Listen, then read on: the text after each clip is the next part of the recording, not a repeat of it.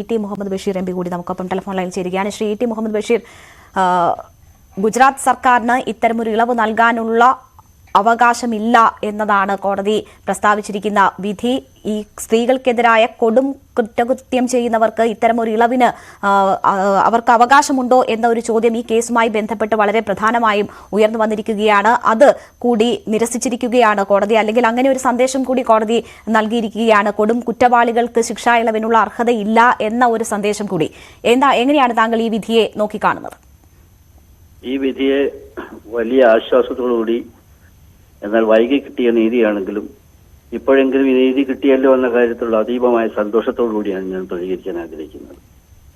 എത്രയോ കാലമായിട്ട് ഇത് നമ്മുടെ രാജ്യത്ത് ചർച്ച ചെയ്തുകൊണ്ടിരുന്ന സംഗതിയാണ്. കാരണം ഈ ബിൽക്കിസ് ബാനുവിനോട് കാണിച്ചിട്ട ക്രൂരത, ഈ പ്രതികൾ കാണിച്ചിട്ടുള്ള തെറ്റായ സംഗതികൾ, അതിന്റെ കൂടാതെ ഇവരെ പേരിൽ ആദ്യം ഇവരെ വിട്ടയച്ച സമയത്ത് ആ പ്രതികൾക്ക് വലിയ രാജോചിതമായ സ്വീകരണം നൽകിയ BJPയുടെ ക്രൂരത, ഇതെല്ലാം തന്നെ ധാരാളമായിട്ട് നമ്മുടെ രാജ്യത്ത് ചർച്ച ചെയ്യപ്പെട്ടിട്ടുണ്ട്. ഇപ്പൊ നിങ്ങളിതിൽ ഈ വാർത്തയിൽ വായിച്ച ആദ്യ ഘട്ടത്തിൽ പറഞ്ഞതുപോലെ government is not competent to take this decision എന്നതാണ് കോടതിയുടെ ആദ്യത്തെ ഒബ്സർവേഷൻ. മാത്രമല്ല കോടതി ഒരു കാര്യം കൂടി പറഞ്ഞു.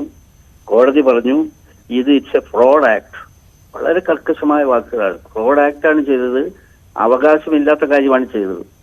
യഥാർത്ഥത്തിൽ ആ കുട്ടിയോടും കാണിച്ചത് മനുഷ്യൻ കേട്ടതിൽ വെച്ച് ഏറ്റവും രൂക്ഷമായ പ്രാകൃതമായ കാടത്തം നിറഞ്ഞൊരു സമീപനമാണ്.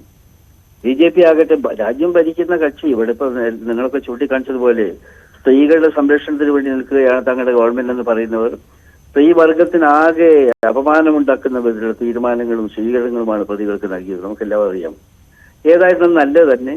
അവസാനമായിട്ടെങ്കിലും നീതി കിട്ടിയല്ലോ.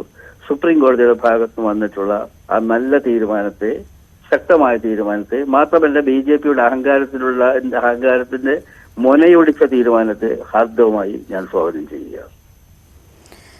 തീർച്ചയായും വൈകി കിട്ടിയ നീതി എന്നാണ് അദ്ദേഹം പറയുന്നത്. എങ്കിൽ പോലും സ്വാഗതാർഹമാണ് കോടതി വിധി എന്ന് പറയുന്നു. വളരെ നന്ദി ശ്രീ ടി മുഹമ്മദ് ബഷീർ ഞങ്ങളോട് സഹകരിച്ചതിന്.